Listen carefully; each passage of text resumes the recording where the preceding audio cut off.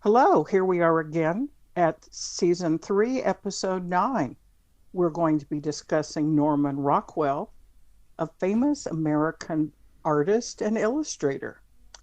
We are in a new year and we're in our third season of Patroma Therapy, and we thank our subscribers, the faithful and the new. I'd like to point to our next episode, season 3, episode 10, which is going to be about Valentine's Day. And then season 3, episode 11 is going to be about Helios, the sun god. So here we are in Norman Rockwell world. How are you today?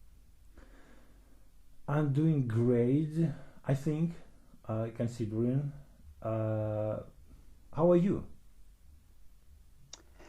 Well, I was making some pasta Florentine and I had to run to the kitchen to be sure it wasn't burning. So, other than that, I'm pretty good. And I'm still pilfering through a few Christmas gifts. So life is good. Life is I'm good. pilfering. I like how Yes, you put life it. is good. Life is good, and that's what Norman Rockwell painted, right?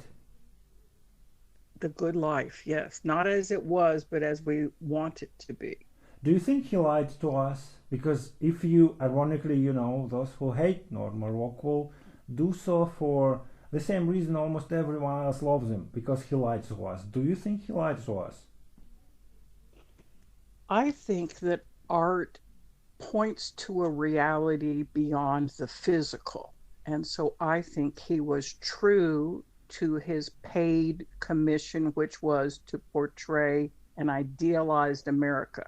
So he was true to his commission because money rules the world. So I think that art is a transformed reality. Mm-hmm. What's the question? Did he lie? No, he If didn't yeah, if you lie. think he lied, Well, the thing is, like, there's art, like, we can understand art intellectually, we can understand it, we can appreciate it, and then would we buy it? So, like, would you spend money to hang a Norman Rockwell at your place? I probably would. I would so not. Why? It's a, it's a, it is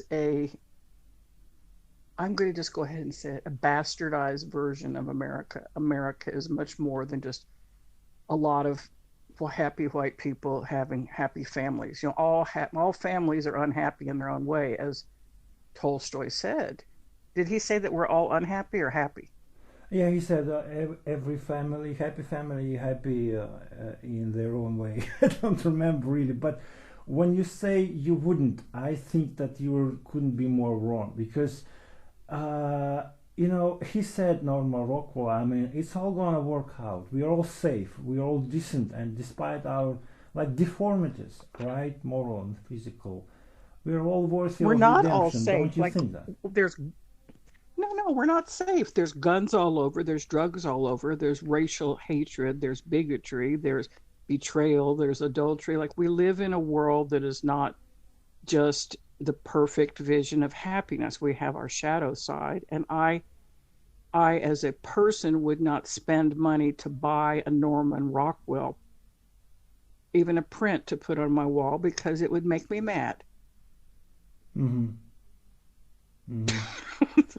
Yeah, I But get go you. ahead. I dig you. Yeah, but I like how he painted these ideal aspects of life. I like that very much. Yes, I Pictures do in like which the there were no idealized it. guns, as Yeah, you put yeah. it, or no self-centered like rulers. I liked it. Well, I think we have some, we I mean, like, if I think about what is on my wall right now, if I look around the room that I'm in, there's a print of an Italian painting. There's a print of a photograph of some woods in the snow, which is kind of like a Robert Frost poem that's kind of idealized.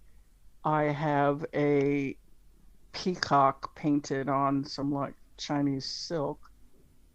I guess I like a little more out there sort of stuff. Yeah, the only thing He's just a little. lacking is normal Rockwell's painting, I guess. You should definitely hunt one and buy it. whatever the cost. No, I think you should buy it for me. I think so too. Yeah, and No, no, I do have some nice books about Norman Rockwell, and I think that maybe on part of our cover shot or somewhere we're going to include this. It's the centennial celebration of Norman Rockwell, and um, it shows him in his studio, the studio at Stockbridge. It is a beautiful book. It talks about how he made his pictures, some of his early sketches, uh, his drawings before the paintings, and some of his classic paintings that everybody has seen and known before. And it's actually printed by a very nice publisher up in New York. And do you know how much I paid for this book? I have no idea. I have no idea. Tell me.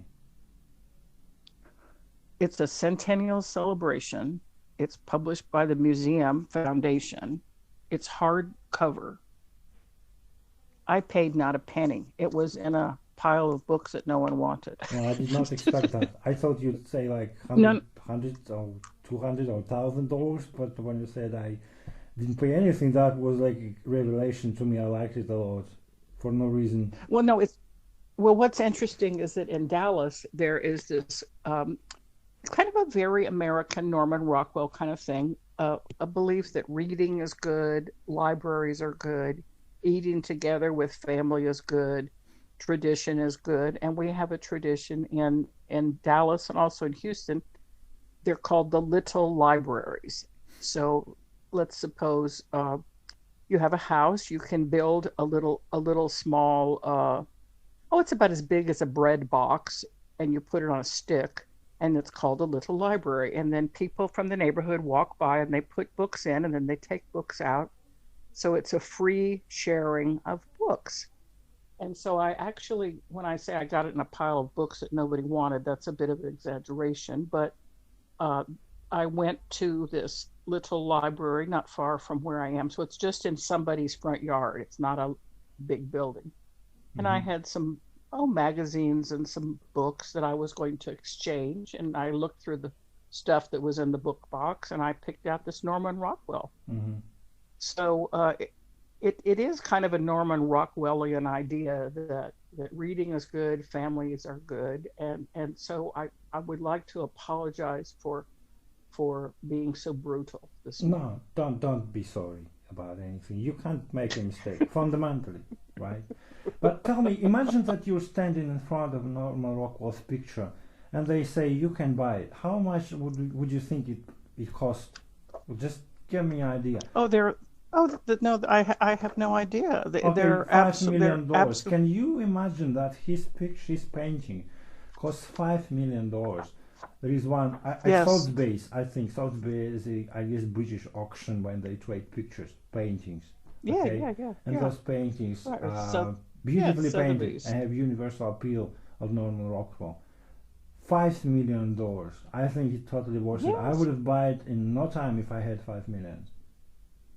Well, the thing is these will never be painted again. It's like Van Gogh in his lifetime. He never realized fame as an artist, but he is one of the highest priced artists out there. Or like Basquiat, Not he only painted that, but on also cardboard, but he's very very very famous. absolutely. Yeah. But when I look at Van Gogh paintings, I feel a little bit different from what I feel when I look at Norman Rockwell's painting of Happy Family, because there is something that appealed to my heart, and I'm willing to go to record level to obtain major picture. I think I'm gonna pay Well, anything. I think I know you a little bit. I think that Norman Rockwell's paintings are calm, soothing, Yeah. relaxing, and orderly. Well, I Whereas, can't put it in logically, yeah, but maybe. and I think that we all are living in turbulent times. A Yeah. lot of different strange things are going on all over the place. But for me, just as an artist, one of the very first books I ever bought when I was in college, when I first started buying art books, was a collection of Van Gogh. And I actually saw some of them when I was in France. And like it's like the rough canvas and the thick brush strokes and his tortured emotional life and just like the whole drama and I'm a very dramatic person. I like kind of like just I like stuff like that. Mm. That speaks to me. Yeah. But yeah, he had a very nice middle name. He was born in New York City in 1894. His name was Norman Percival Rockwell. Hmm. He's so classic American. He studied at the National Academy of Design. He was noted for so many paintings. He won a presidential medal for freedom. So he is well recognized as one of the famous American artists. Yeah, you know, he was demonized at the time by, I think, generation of critics who saw him probably as an Yes, enemy of modern art. I don't know why. they saw him as presenting something that did not represent anything emotional of real, true, broad spectrum emotion. Like there's no broad spectrum of emotion. It's all fairly placid, patriotic, family oriented, calm. People are praying, people are in the Boy Scouts, they're cutting wood, they're building a house. It's a very kind of idealized America. That's part of America, but that's not all. And they Oh, just felt that he was you know, he had such fame that he could have done something. well, the jokes is on them, I guess, for and those critics who demonized them, because his paintings are now going for, I think, for five already mentioned. I may say like 10 and 25 millions or 22. I don't remember at Sotheby's again. So the joke is definitely on them, and those people demonized Yeah, them but didn't know a thing. the other thing is like, you know, um some of the critics of Rockwell are still alive and Rockwell's underground, but that's okay. Fame follows you sometimes after you die. I'm looking at one painting that was painted during the 1960s, which was a time of civil unrest in the United States and the March on Washington, Civil Rights Movement. And the name of the painting is The Problem We All Live With. Hmm. And it depicts this young woman, Ruby Bridges. She's a 6-year-old African American girl on her way to school, to a white public school, and it is in set in New Orleans. And so he did address some racial problems, and he did address some reality. And actually, this one I do like. It is nice neutral colors. It's about a real problem in America. So Yeah. yeah, I after I stepped on you and punched you in the face, I would say I actually like Rockwell. See. So let's agree on one thing. That's that he was that the great storytellers, and he did what great storytellers do. Yes, Yeah. Okay. Do you yes. do you want to say anything to wrap it up? To wrap it up, well, what I'd like to say is, let's try to be happy each in our own way and do whatever creative things we need to do. Some of us are painting, drawing, taking videos of trains, looking at clouds, and this painting of Norman Rockwell is actually in the hallway outside of the Oval Office for a while when Barack Obama was president. So I'm not sure if it's still out there, but we'll see you around the bend for the next episode. Goodbye for now. Hallelujah. Hallelujah, I say. And stay safe.